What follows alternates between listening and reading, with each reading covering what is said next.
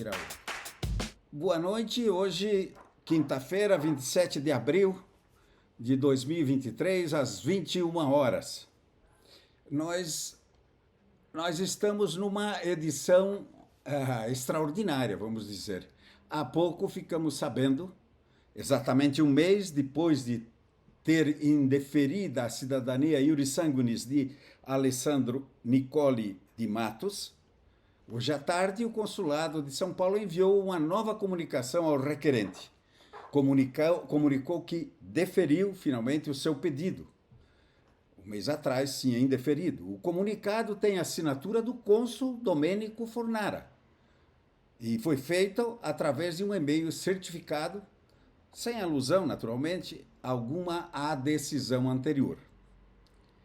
Para tratar desse assunto, esse quatroquarter especial conversa com o próprio engenheiro Alessandro e com o conselheiro do CGE, Daniel Tadoni, que publicamente levantou a questão, que envolve inclusive outros interessados. Eu passaria a palavra então ao Alessandro para que ele pudesse contar como é que foi essa história, Alessandro. Você e seu filho, né, que estão envolvidos nesse processo, né?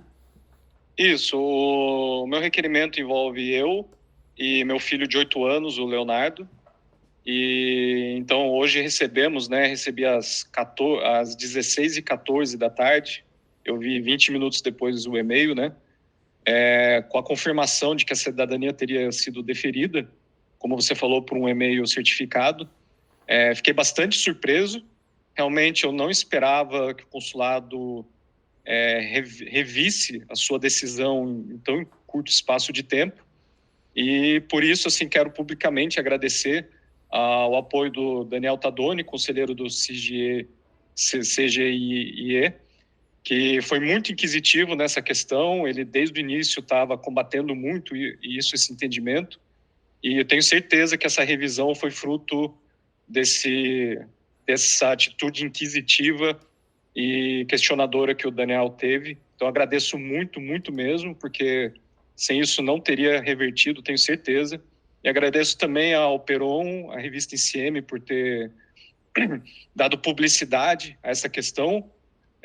O ICM já fez várias reportagens sobre o assunto, né, vários vídeos, e isso também foi muito importante para tornar público, porque eu tenho certeza que foram muitas famílias afetadas, né? Embora eu pessoalmente tenha conhecimento somente de 2 outras famílias, essa questão com certeza afetou dezenas, né? Acredito eu. E por isso eu não conheço outros casos que tiveram sua decisão revista. As 2 famílias que eu tenho contato confirmaram que não receberam nada ainda, mas estão muito esperançosas, né? Como eu recebi o meu e-mail no final da tarde, acredito que as chances deles receberem alguma comunicação amanhã seja muito grande, ou no mais tardar segunda-feira. Então, a gente está bastante na expectativa de que a gente possa ver outras revisões de decisão saindo nos próximos dias. Nicole, nós, obviamente, nem todo mundo que está nos assistindo tem acompanhado esses debates últimos que colocamos aí a público. Qual era a alegação exata com a qual negavam a tua cidadania? Então, o motivo me causou um choque, porque ele basicamente falava que o meu antenato que veio da Itália para o Brasil não era italiano. E o argumento para racionalizar isso era de que ele nasceu em local que não pertencia à Itália no momento do seu nascimento. Mas ele nasceu em 1840. E a Itália não existia naquele momento. Então, nenhum local pertencia à Itália naquele momento. Não existia italianos naquele momento, né? Então, isso causou um choque, porque você ouvir que o seu antenato italiano não é italiano é estranho, né? Claro que quando a gente manda os documentos para o consulado, a gente sempre fica com uma dúvida de que o consulado talvez exija um novo documento, uma revisão de algum outro documento, né? alguma coisa que não ficou clara, a gente sempre sabe que existe essa possibilidade. Mas dizer que o seu Dante Causa não é italiano e que você tem 10 dias para achar um outro Dante Causa e submeter a documentação dele, foi um choque bastante grande, né? Porque a gente tem que lembrar também que esse processo de cidadania, para quem já passou, conhece, né? Quem ainda está passando sabe disso, é um processo que envolve bastante esforço, envolve bastante dedicação, organização, anos de espera. Eu esperei 11 anos e meio na fila do consulado, então tem bastante ansiedade envolvida, tem uma carga emocional muito grande envolvida, né? Então, quando você vai lá e finalmente entrega os documentos no consulado, você fica com alívio de, nossa, finalmente chegou esse dia, eu fiz tudo o que tinha que fazer, todos os documentos e todas as traduções e tudo mais, né? E quando você recebe uma negativa por um motivo que eu nunca tinha ouvido falar dessa regra, né? Um motivo, assim, muito estranho, parece que todo aquele esforço foi para o ralo, né? Então, emocionalmente falando, é um choque, né? É como se um trem estivesse passando em cima de você, porque você está muito envolvido naquele momento, né? Esse processo ele envolve muito você emocionalmente, documentos de família, sua genealogia, né? Seus parentes, Itália, eu tenho ligações com a Itália, então isso foi um choque também, um choque emocional muito grande, né? No primeiro momento eu fiquei bastante perdido, por sorte, né? Nas redes sociais algumas pessoas me ajudaram, o Daniel Tadoni orientou também, porque teve outros casos antes de mim, né? No meu caso, na verdade, eu percebi que isso ia acontecer comigo antes de eu ter recebido a carta, porque eu entreguei os documentos em 7 de março, e o consulado, pelo menos esse ano, eles estão sendo muito eficientes no sentido de deferir as cidadanias em 10, 12, 14, 16 dias. E o meu já tinha passado 20, 21, 22 dias, eu não tinha recebido nada. E outras pessoas que tinham entregue ali mais ou menos no mesmo período já tinham recebido resposta. Então eu comecei a achar que tinha alguma coisa errada, né?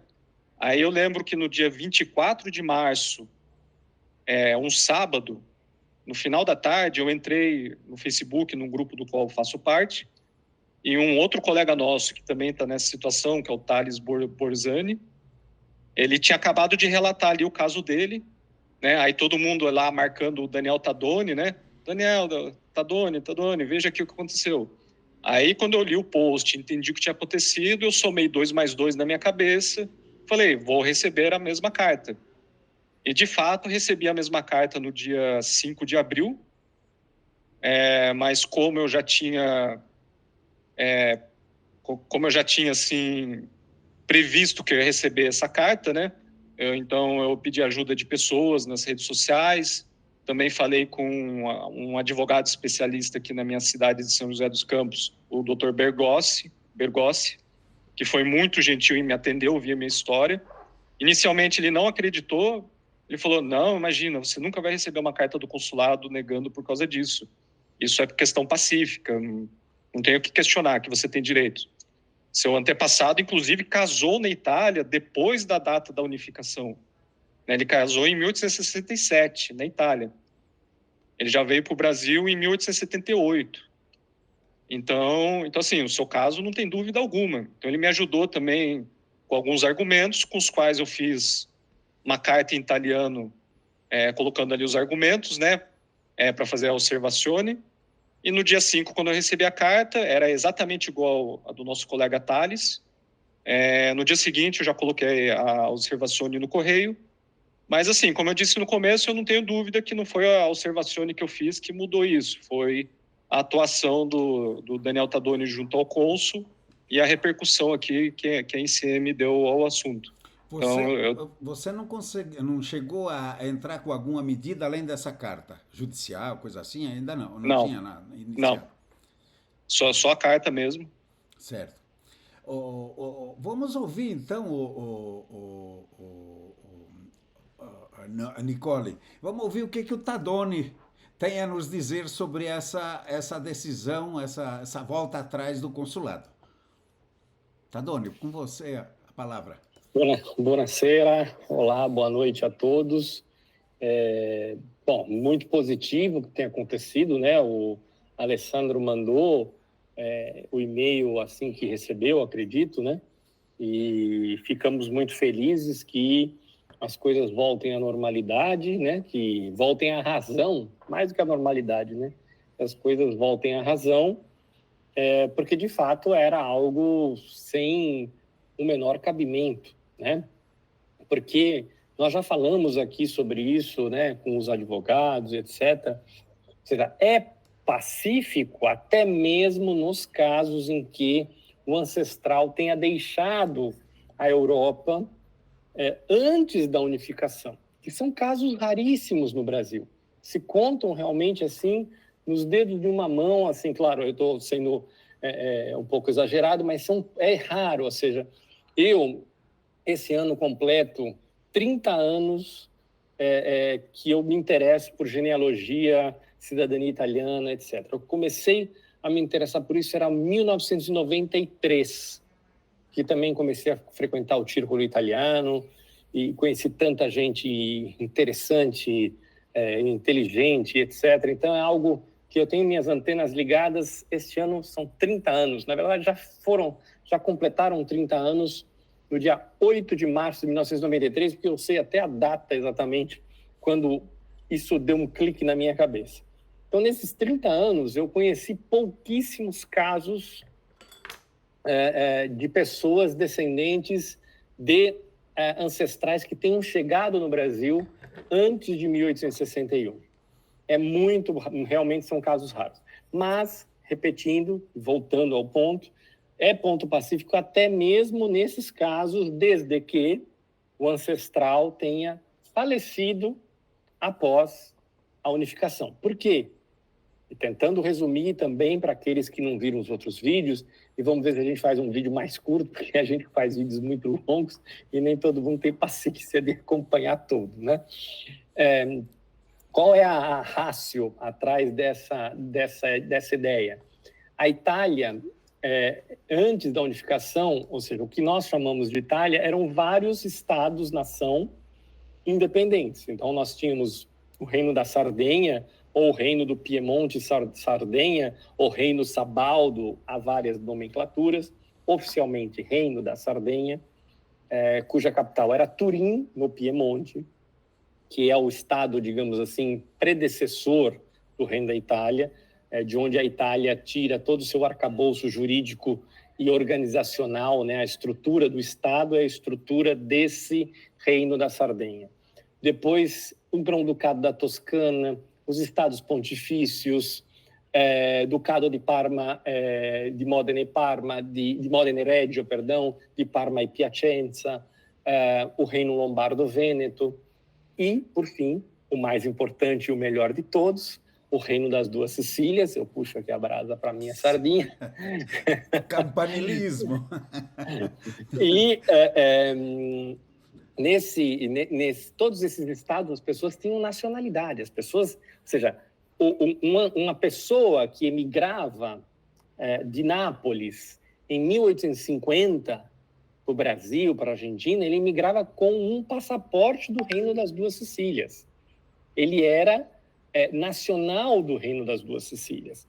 Então, esse italiano de Nápoles, que emigrou para a Argentina, por exemplo, em 1850, com 20 anos, ou seja, já de 1830, se ele veio a falecer em 1880, com 50 anos, ele se tornou cidadão italiano. Por quê?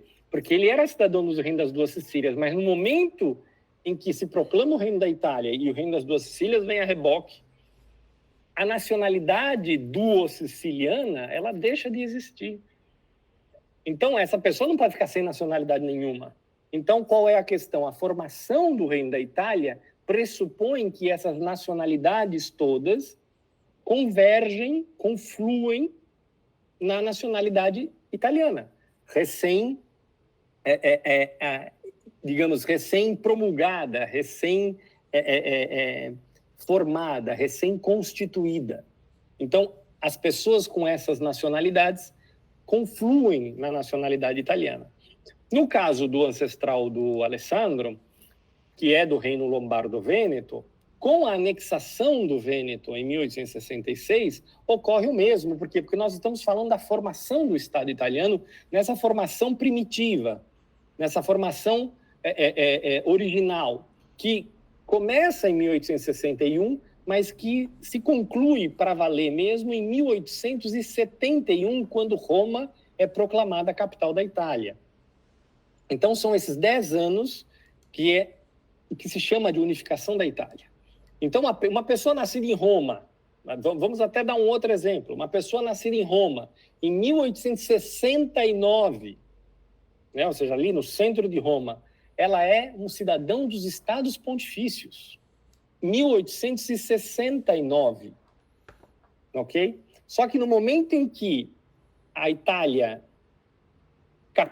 conquista Roma, e Roma é anexada ao Reino da Itália, todas as pessoas da nacionalidade do Estado Pontifício se tornam italianas, naquele momento, porque aquele Estado deixou de existir e ele conflui no Estado italiano e as pessoas automaticamente têm. Então, a pessoa poderia ser um cidadão do siciliano em Buenos Aires ou ser um cidadão dos Estados Pontifícios morando em Paris. Só que no momento em que o seu estado de origem conflui no Reino da Itália, a nacionalidade dessa pessoa modifica. Por isso que é necessário que o ancestral esteja vivo, porque naturalmente, se ele já havia falecido, ele não tem como receber algo pós-mortem, né? Ou seja, você poderia até, enfim, juridicamente tudo é possível pleitear, mas do ponto de vista técnico, a pessoa não pode receber uma nacionalidade se ela já não existe mais, porque a vida civil dessa pessoa se extinguiu, né? Então ela não é mais sujeito de direito nenhum depois de morta, né? Então, o manual do Ministério é muito claro que até mesmo nesses raros casos de italianos imigrados antes de 1861, ele recebe a nacionalidade italiana se ele era vivo no momento em que o território, o estado do qual ele fazia parte, do qual ele era nacional, é incorporado à Itália. Nos casos que nós vimos, nos 4 casos, em que é o caso absurdamente e esmagadoramente maioria no Brasil, que eu digo 99,5%, são de pessoas cujos ancestrais emigraram depois. Você vê, o Alessandro disse, o Dante Causa dele, o ancestral Dante Causa, é de 1840. Então é lá para trás, é há muito tempo atrás. Porém, ele emigrou com 38 anos. Ou seja, ele emigrou já maduro, com certeza com filhos nascidos na Itália. Muito provavelmente o filho dele, que é ancestral do Alessandro, foi um dos últimos filhos nascidos já no Brasil, assim que, né, depois que ele chegou. Deve ter nascido aí por volta de 1880, 1882, não creio que seja muito distante daí. No caso do Alessandro e dos outros todos, essas pessoas emigraram já do Reino da Itália. Essas pessoas emigraram, o passaporte que elas tinham lá na mão era um passaporte do Reino da Itália.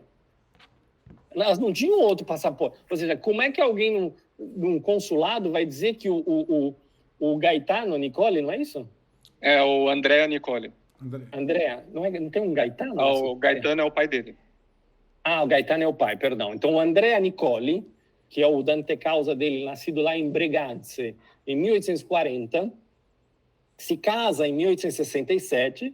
1867, Breganze já era parte do Reino da Itália, né? Ou seja, então imagine só, em 1867, ele casa como apátrida, segundo o raciocínio dessa história. E depois é o seguinte, como é que ele sai da Itália? Com que passaporte? O Reino Lombardo-Vêneto não existe mais. Ele sai com que passaporte? Ele era italiano, ele saiu com passaporte italiano.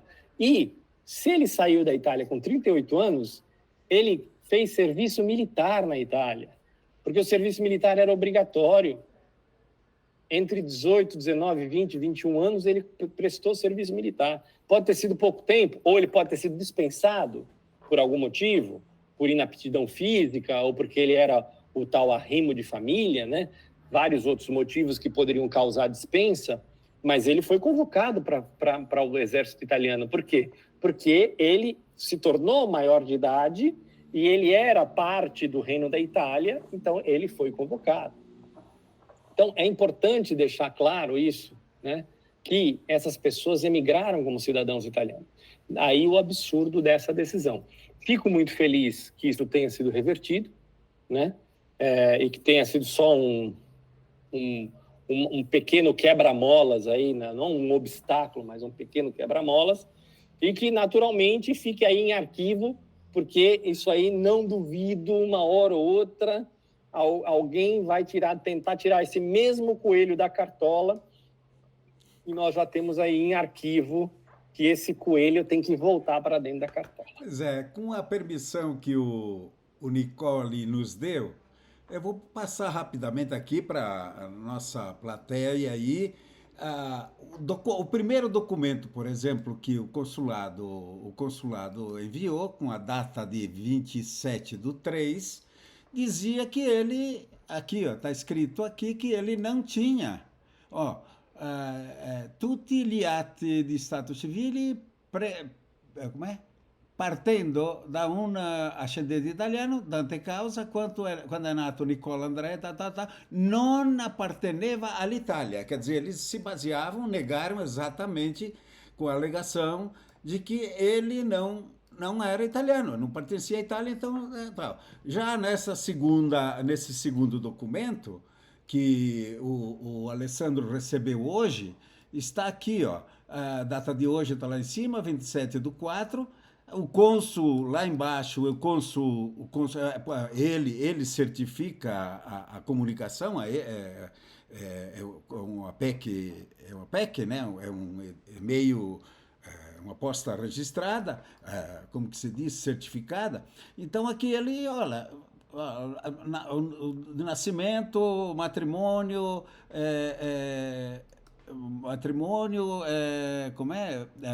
lugar, e ele daí diz, olha, você agora é cidadão italiano, você tem as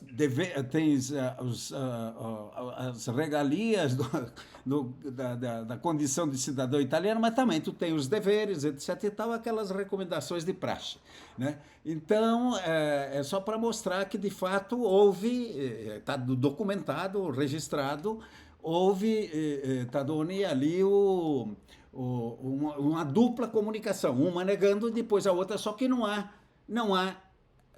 conexão entre uma e outra. Não diz, olha,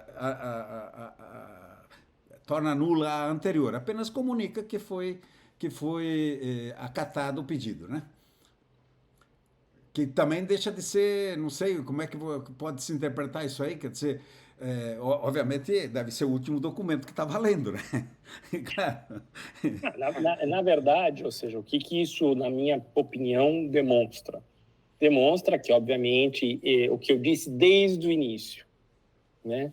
Que o cônsul nada sabia, cônsul geral nada sabia, né? Mesmo porque, naturalmente, um cônsul geral, num consulado como São Paulo, que ocupa um prédio inteiro, o cônsul geral ele não tem condições de acompanhar esses assuntos de perto, né? E, obviamente que alguns cônsules acompanham um pouco mais, um pouco menos, um assunto ou outro. Então, há cônsules mais ligados mais para a área comercial, outros mais para a área cultural. Assim, eles têm como se diz, eles têm uma preferência, muitas vezes, de dedicação. Isso é natural, isso é bom, são ciclos. Então, não é de longe uma crítica, né? Porque todo mundo me conhece muito por criticar. Não é uma crítica que eu estou fazendo. Não conheço o cônsul Fornara, estive com ele uma vez só, assim, de poder trocar uma ou outra palavra. Não conheço, me parece uma pessoa extremamente bem intencionada. Fez na Festa della Liberazione anteontem, fez um discurso muito, muito correto, muito oportuno. Então, absolutamente não tenho nada contra a pessoa dele, nem teria porquê. Então, eu não sei qual é o nível de interesse que ele tem por esse tema da cidadania, nem quanto tempo ele pode dedicar. Porque, repito, é um consulado imenso, tem um monte de coisa a ser resolvida. Então, naturalmente, é preciso delegar, né? É como dizia o advogado Meloni na Kerkera, na última Kerkera, quer dizer, é descobrir qual é a cabeça que está resolvendo a coisa, né? Se é a cabeça jurídica, a cabeça burocrática ou a cabeça política, né? É, Né? então, não é tese, mas enfim, o meu palpite, né, era o que o cônsul geral nada sabia, que isso foi tomado uma decisão por um capo-setor, ou seja, uma pessoa que é chefe do setor de cidadania. Eu não sei quem é atualmente, não tenho ideia, então não sei, tenho absolutamente nada contra nem a favor, né, para que fique claro. Então não sei se é um homem, se é uma mulher, não tenho ideia de quem seja o chefe do setor, quem se ocupa disso. Obviamente não é a pessoa que assinou, porque a pessoa que assinou é uma contratista, como eu fui, né? Então, embora pode ser super competente, e eu já disse, há em muitos consulados os contratistas que dão um banho nos funcionários enviados de Roma, isso é verdade. Há quem me critique por dizer isso, mas eu sei porque eu conheci em 2 consulados, e é verdade. Tem muitos contratistas que ensinam o trabalho aos de ruolo, tá? Ao contrário do que muita gente pensa por aí, né? Porque acham que o concurso é um concurso dificilíssimo, e não é bem por aí, mas, enfim, isso é uma outra... óbvio que a pessoa fala, vai lá e faz você o concurso. Não tem interesse, tá? Então, é bom que fique claro. Se eu passaria, provavelmente não, porque, obviamente, você sem fazer um percurso de estudo na Itália desde o início é uma coisa meio complicada. Mas, enfim, isso é um outro assunto. Eu digo porque eu sei que eu conheço, tenho muitos críticos por aí, né? Alguns bem intencionados, outros nem tanto, mas só para dar um pouco uma visão de como é que isso ocorre de dentro. Então, eu acredito que tenha sido uma decisão de criar obstáculo, ou seja, de fazer... Vamos entender um jeito aqui de ver se quantas pessoas desistem. Nós temos que chamar aqui 3.000 pessoas, estou dando um número aleatório, vamos ver se a gente consegue fazer 500, né, desistirem, porque se 500 desistem, o serviço diminui bastante, né? Você vai lá, arquiva, né, ainda pega 300 euros, e arquiva o negócio e acabou, né? Não precisa fazer mais nada. Que agora, por exemplo, no caso do Alessandro, se eles fizeram isso, significa que essa decisão já vem de alguns dias, pelo menos, né? Porque isso tem todo um trabalho meio burocrático ali de papel, de verificar, de fazer, escanear, mandar e tal. Então, isso já deve ter acontecido, acredito. Claro, pode ter sido feito tudo no mesmo dia, mas eu acho que não. Acho que já é uma coisa que já deve ter sido decidida alguns dias atrás. Então, muito provavelmente, o cônsul foi lá, se for, bom, gente, o que é isso daqui? De onde vocês tiraram esse coelho? De qual cartola? Aí ele fala, de cartola nenhuma. Nós achamos que... por que não, né? E o cônsul falou, olha, infelizmente não vai rolar. Esse coelho vai ter que voltar para a cartola. Esses coelhos consulares, né, Tadone? Que alguns coelhos, viu, Perão? Alguns coelhos são fáceis de tirar da cartola, porque como a legislação é muito ambígua, por exemplo, você viu um caso, né, que eu te mandei, do Rio de Janeiro, que o rapaz teve a cidadania negada, quer dizer, não teve a cidadania negada, ele foi lá, apresentou toda a documentação, e o consulado disse, olha, corrija aqui, é um L aqui, tem que pôr 2 L em todo mundo. Cadê um L? Tem que fazer um L a mais, né? Um L para todo mundo, ou seja, retifica tudo e volta aqui. Ou seja, gasta tudo de novo. Tadone, o pior é que Zanella com L só, na Itália também existe, né? Sim, também então, alguém lá perdeu um L, né? Sim, enfim. Qual é o problema? É que, assim, não existe, do Ministério, no caso desse, o nosso caso em tela, dessa questão de nascido antes do... Isso está lá no manual do Ministério. Está ali cristalino. No caso da questão dos nomes, é aquela coisa, cada um pensa de um jeito. Então, né, por exemplo, em São Paulo, já disse aqui, em São Paulo tem... hoje em dia não sei como é que está, porque cada hora mudam isso, mas tem uma família que é Maniero, M-A-N-I-E-R-O, que virou marinheiro. E isso passou já. As pessoas já têm cidadania como marinheiro. E aí, de repente, anos depois, eu estou falando, o caso dessa família tem uns 15 anos. Aí, assim, anos depois, o consulado do Rio já não... Cadê um L, um Zanella, o consulado do Rio diz, não, toma tudo de volta e corrige. Claro, é importante dizer, no caso do Rio, nós temos que entender se só foi isso, ou seja, se não há outros elementos. Uhum. Nós estamos comprando a história de acordo com como a pessoa narrou, que não estou querendo dizer que ela não está de boa fé, mas pode ser que haja algum outro elemento do qual nós não temos conhecimento agora, né? Não é o caso do Alessandro e dos outros que a gente viu de fato, né? Ou seja, o que era que estava causando o problema. Certo. No caso da pessoa, nós estamos apenas nos baseando no relato dele. Pode ser que tenha alguma outra exigência, pode ser que tenha algo mais grave, que a pessoa, bom, já que você vai corrigir isso super grave, corrige também o sobrenome. Eu não sei, né? Então, eu estou chutando aqui, mas seria realmente muito grave que o consulado negue um reconhecimento de cidadania por causa de um L, fazendo com que a pessoa faça um périplo de retificações que demanda tempo e muito dinheiro também, paciência, né? No Rio de Janeiro ainda, que as certidões são caríssimas, né? Então seria algo que nós não deveríamos ficar calados. Não sei se... Na verdade, eu tentei, eu já procurei contato, mandei mensagem e tal, mas eu não tive resposta ainda do cidadão que narra esse fato, né? Tadoni, se você permitir, nós voltamos a conversar contigo aí, mas eu queria perguntar para o Nicole alguma coisa, por exemplo, parece que ele teve já contato aí com o Aire, com o Fastiti, etc e tal, né? E eu queria que ele contasse um pouco as ligações, afinal de contas, ele é já cidadão italiano, as ligações dele com a Itália, que ele conte um pouco disso aí, porque ele disse que é ligado à Itália, já foi lá, já conheceu, tem parentes por lá, como é que é a sua Itália, Nicole? Então, a família inteira da minha mãe é italiana, né? Assim, 100% do lado da minha mãe é italiano, é do Espírito Santo, né? Talvez seja um fato não muito conhecido no Brasil, mas no Espírito Santo teve uma imigração italiana muito forte, lá nas primeiras ondas de imigração, né, para colonizar o interior do estado. O meu antenato foi um desses, né, que veio da Itália. Ele saiu de Breganze, do Vêneto, embarcou em Gênova, num vapor chamado Clementina, acho que era Clementina. Então ele já tinha alguns filhos, né? Já tinha 3 ou 4 filhos. Durante a viagem, um bebê de 6 meses faleceu, né? Teve de ser sepultado ao mar. Então ele chegou no Brasil um filho a menos, né? Infelizmente. E aí ele foi até o porto de Vitória e desembarcou em Vitória, aonde ele foi para terras fornecidas pelo governo, né? No esforço de colonização do interior.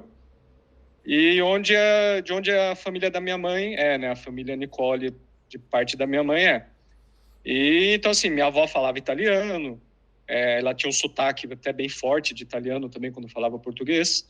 E a gente sempre falava, assim, né? Contava as histórias da família e tal. Né? Eu tenho um tio e uma prima que são muito interessados nessa história, né? Eu tenho um tio que fez bastante pesquisas sobre isso, sobre a família. E quando eu era criança, eu morei 1 ano e meio na Itália, né, devido ao trabalho do meu pai. Ele trabalhava num projeto em conjunto, era um projeto do governo brasileiro em conjunto com o governo italiano. Então ele estava sempre indo lá ficar algum tempo, até que em 1987 a gente se mudou para lá para ficar 1 ano e meio. Então, nesse 1 ano e meio, eu fiz o equivalente a meio ano de pré-escola e mais a primeira série inteira. Então, eu fiz a primeira série inteira lá em italiano, né? Aprendi a ler e escrever efetivamente primeiro em italiano. Aí depois, quando eu vim para o Brasil, eu tive que aprender português, na verdade, né? Que português tem até mais letras que italiano no alfabeto. Então, eu vim aqui me perguntando que letra é essa, né? X, J, né? E aí tive que fazer mais meio primeiro ano aqui para poder me adaptar, porque lá o período letivo é de junho a junho, né? E desde então eu sempre gostei de música italiana, sempre li coisas em italiano, né? Não tenho italiano fluente hoje, mais infelizmente, mas sempre tive essa ligação cultural, vamos dizer assim, né? Conheço muito da Itália, conheço muito da geografia, da história da Itália, conheço muito mesmo. E é isso, minha ligação com a Itália agora parece ser, né? O que tudo indica pelo e-mail que eu recebi, é oficial agora, né? Seu filho tem quantos anos? Ele tem 8 anos, 8 se chama anos. Leonardo. Leonardo. É Esse. homenagem ao Da Vinci? Com certeza. Não é homenagem, mas é um nome Não, bastante bonito. certo. E, Ok. e minha esposa se chama Laura, né? Um nome típico italiano também, embora ela não seja descendente. Ok. E é isso. E eu tenho... Sim, só tenho boas lembranças desse período que eu fiquei lá, né? Fiz muitas amizades. A gente passeou muito, né? Conheceu muito da Itália naquele período, né? Meu pai tinha uma câmera, que naquele tempo não era comum, né? Então, além das fotos, a gente tem filmagens daquela época, né? Então, é um período realmente Você já esteve de lembranças muito, muito boas. Você já esteve vamos dizer, na sua cidade natal lá, originária? Não, Não? nunca estive em Breganze. A gente morava em Torino. Mas viajamos bastante lá. Certo, provavelmente agora a hora que der aí, vai fazer uma viagem oficial aí como cidadão italiano reconhecido. Muita gente É faz uma isso, coisa né? que há um tempo já eu tenho vontade de fazer. Eu já vi no Google Maps, no Street View, como é que é a cidade. É uma cidade muito bonita, produtora de vinhos de excelente qualidade, aos pés dos Alpes, né? Então, assim, eu já pensei em ir lá visitar algumas vezes, mas agora eu tenho um incentivo adicional. Ótimo. Nicole, poderia já fazer, se você quiser falar mais alguma coisa, as suas considerações finais aí, para nós daí chegar, o Tadoni daí queremos ouvir de volta o Tadoni, e já daí vamos encerrando a nossa conversa aí, para não nos alongar tanto, né, Tadoni? Não ficar aqueles vídeos muito longos, né? Pode, com a palavra, fale à vontade. Então, eu fiquei muito surpreso com o e-mail que eu recebi hoje, realmente eu não esperava. Eu achava que esse assunto ia se delongar por muito, muito tempo. Talvez até ter que ir por vias judiciais, né? Então, eu tava assim, com a perspectiva de que essa história durasse mais alguns anos. Então, o e-mail de hoje eu recebi com muito alívio, né? Como eu disse no começo, a gente fica muito emocionalmente envolvido com esse processo, né? É o resultado de muitos anos de espera e muito esforço e expectativas envolvidas. Então, a gente fica muito emocionalmente envolvido e esse e-mail trouxe um alívio que finalmente deu certo. E, de novo, vou falar, né? Eu agradeço imensamente ao Daniel Tadoni pela ação que ele fez, pelas atitudes, pela proatividade em correr atrás desse assunto junto ao cônsul e a revista Insieme da publicidade a isso, porque eu tenho certeza que isso foi fundamental para que isso acontecesse. E eu fico também na esperança de que as outras pessoas que eu conheço que estão nessa situação recebam amanhã mesmo os seus e-mails de confirmação e possamos todos comemorar o fim dessa lombada, né? Que passou aí pelo caminho. E é isso. Fica aqui meu agradecimento a todos vocês. Ok, obrigado. Você também, Nicole. Tadoni, com você, né? Você, mais uma vez, deixa eu fazer a minha parte aqui elogiosa também. Você está provando que aquilo que você dizia na campanha para o CIDIE, né? Na eleição dos conselheiros brasileiros. Você não é adepto da representância da Salotto, né? Esse é mais um caso claro e evidente, né? Palavra tua. Sem dúvida, né? Eu acho que nós temos que estar atentos, né? Não só isso, outras questões também são relevantes, são muitas questões. Naturalmente, esse é um caso muito flagrante. Então, pelo que tudo indica, nós tivemos aí uma resolução relativamente rápida, aí, em 20 e poucos dias, demos o alarme e isso, se Deus quiser, está no retrovisor com risco de um dia voltar aqui e ali, mas nós temos já isso em arquivo para a posteridade, digamos assim, né? Outras questões são um pouco mais complicadas de resolver, né? Prenota-me, questão de vagas, pouca transparência, né? Ninguém sabe quantas vagas são abertas, nem de passaporte, nem de cidadania, não sabe quando volta, o consulado não divulga nem o horário em que abrem as vagas. Naturalmente, somente aquelas pessoas que estão muito ligadas na questão vão conseguir. Então,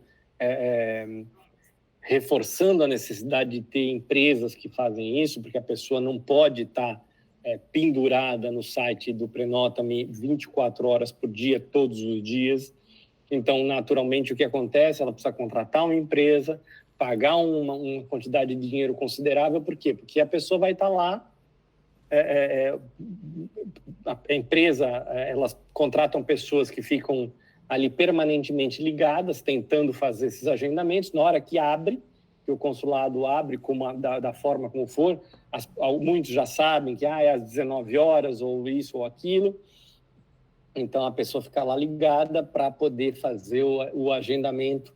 E o pobre mortal, que não tem contato com essas empresas ou com as pessoas mais envolvidas da comunidade, fica completamente à mercê, né? Ou seja, não consegue agendar o passaporte, entre outras tantas coisas. E essas batalhas são batalhas mais difíceis, porque materializar essa questão é complicada, porque o consulado também tem a dificuldade, eu sempre reconheço isso, ninguém está dizendo que o consulado não tenha dificuldades, que isso seja uma questão sistêmica, nós sabemos disso, mas nós vamos fazer o quê? Porque há pessoas que assim, mas é assim, né? Não tem dinheiro, não tem recurso, não tem funcionário. Bom, então qual a sugestão? É parar de reclamar? É parar de denunciar o problema? Paciência, a gente vai denunciar enquanto houver. Então, a saúde pública no Brasil é ruim. Bom, não tem dinheiro, não tem jeito. Então, fecha a boca, todo mundo, e ninguém mais reclama. Isso não tem sentido nenhum. Então, nossa parte, como representantes dos cidadãos, é representar os cidadãos, sejam aqueles que estão na fila, ou seja, o Alessandro estava lá na fila. Para mim, ele é cidadão italiano desde que ele estava na fila, quer dizer, desde que ele nasceu, na verdade, né? Aí ele entrou na fila, ele se ativou para obter o reconhecimento de algo que ele sempre foi. Então, eu estou do lado desses que estão na fila e dos que já são reconhecidos, diferentemente de muitos por aí, que dizem, inclusive, que não importa, não estão nem aí com as pessoas que estão na fila, porque não são italianos ainda. Então, que o Comites ou o TDE só tem que cuidar de italiano, né? Então, as pessoas que estão na fila não merecem, né? O problema é que essa representante da Salotto, ela não cuida nem de uma coisa nem de outra, porque essas pessoas não reclamam nem de quem está na fila, nem de quem já passou o portal da esperança, entendeu? Eles só estão realmente para fazer representantes da Salotto, né? Então, graças a Deus, pelo que eu vejo, o TDE dessa vez vai ser um pouquinho mais proativo nesse sentido. E contem comigo, porque eu também disse isso na eleição do TDE. Se não for para fazer isso, eu abro um armazém de secos e molhados.